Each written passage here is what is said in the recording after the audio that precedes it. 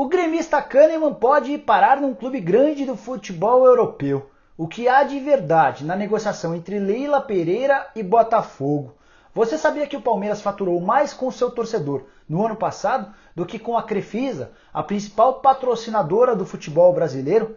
No vídeo de hoje do canal do Nicola, eu vou falar ainda sobre o sócio-torcedor do São Paulo, um programa que tem causado enormes preocupações depois de um grande número de inadimplentes. Fala aí pessoal, eu sou o Jorge Nicola e queria começar o vídeo de hoje falando sobre Walter Kahneman, argentino que faz muito sucesso no futebol brasileiro com a camisa do Grêmio. Nos últimos dias ele foi procurado por Atlético de Madrid da Espanha e Arsenal da Inglaterra. Inclusive, diante da possibilidade de perder o Kahneman, o Grêmio já entrou em contato com o zagueiro Gil, que pertence ao Shandong Luneng, atrás de mais informações sobre a possibilidade de repatriar o ex-zagueiro do Corinthians. Pouquinho antes de gravar esse vídeo, eu entrei em contato com uma fonte minha do Grêmio para saber mais detalhes sobre a situação contratual do Kahneman. Dá para dizer que ele renovou recentemente seu contrato com o Grêmio e a multa rescisória, que era de 5 milhões de euros, passou para 10 milhões de euros. Ou seja, nesse exato momento, qualquer clube que quiser tirar o Kahneman sem negociar com o Grêmio precisa depositar algo em torno de 44 milhões de reais nas contas do tricolor gaúcho.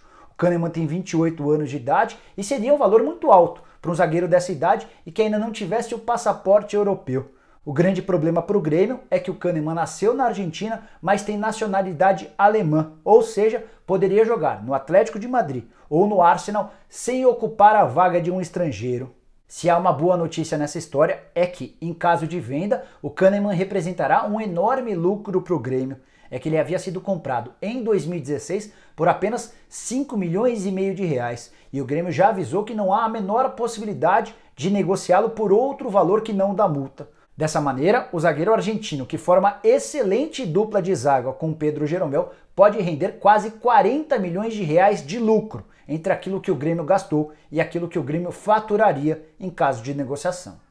Nos últimos dias, muitos de vocês aqui no meu canal no YouTube têm perguntado sobre a possibilidade de a Leila Pereira, patrocinadora do Palmeiras, se tornar parceira do Botafogo. Surgiram nas redes sociais e na internet notícias de que ela já havia fechado com o Botafogo e estamparia a sua marca da Faculdade das Américas na camisa do Botafogo até dezembro e ainda levaria Guerra e Borja para o Botafogo pagando os salários dos dois jogadores até dezembro.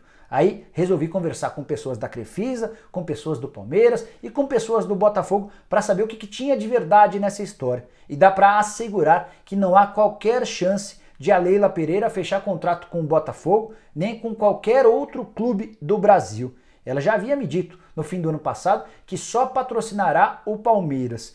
Essa declaração foi reafirmada por uma pessoa muito próxima da Leila antes de eu gravar esse vídeo.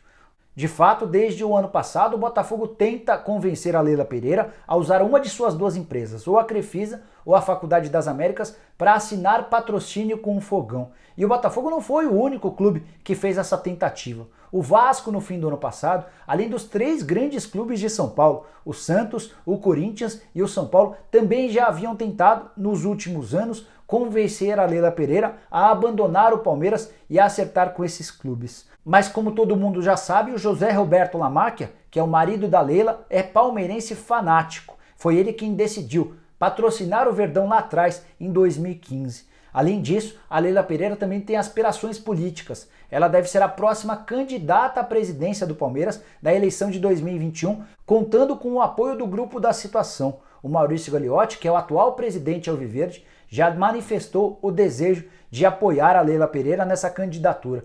Então dá para cravar que a Leila não trocará o Palmeiras por outro clube, pelo menos até 2021, quando acaba seu contrato recém-assinado com o Verdão. São 3 anos de vínculo que podem garantir ao Palmeiras, durante esse período de 36 meses, a bagatela de 400 milhões de reais. Certamente você já escutou por aí que o Palmeiras é o clube mais rico do país graças à Crefisa. Pode até ser verdade, mas tem uma informação no mínimo curiosa referente ao balanço financeiro do Palmeiras de 2018.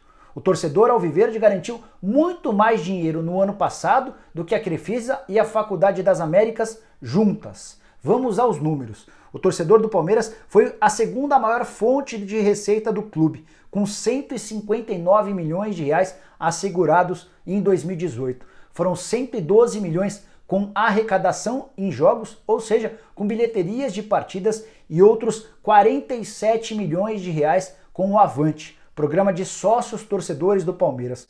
Apenas as vendas de jogadores asseguraram mais dinheiro ao Verdão. Foram 169 milhões de reais faturados com transferências de atletas para o exterior. Já a Crefisa surge como a quarta maior fonte de receita do Verdão no ano passado.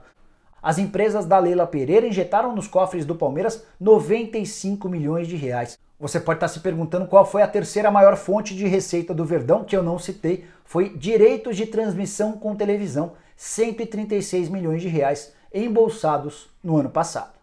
Esses 159 milhões de reais assegurados graças ao torcedor transformam o Palmeiras no clube que mais arrecada com seu público. Nenhum outro time no Brasil foi capaz de faturar tanto. E dá para dizer também que o ano de 2018 entrou para a história do Palmeiras como o ano em que o Palmeiras mais faturou com sua torcida. Na comparação com 2017, houve um grande avanço. O Palmeiras havia faturado 121 milhões de reais com sua torcida no ano retrasado. Já no ano passado foram 159 milhões de reais. Outra boa notícia é que a dependência do patrocinador também diminuiu. O Palmeiras havia recebido 130 milhões de reais da Crefisa em 2017 contra os 95 milhões da temporada passada. Só fazendo a ressalva de que o Palmeiras ainda deve 142 milhões e 700 mil reais à sua patrocinadora. Esse dinheiro tem a ver com jogadores contratados graças a dinheiro da patrocinadora.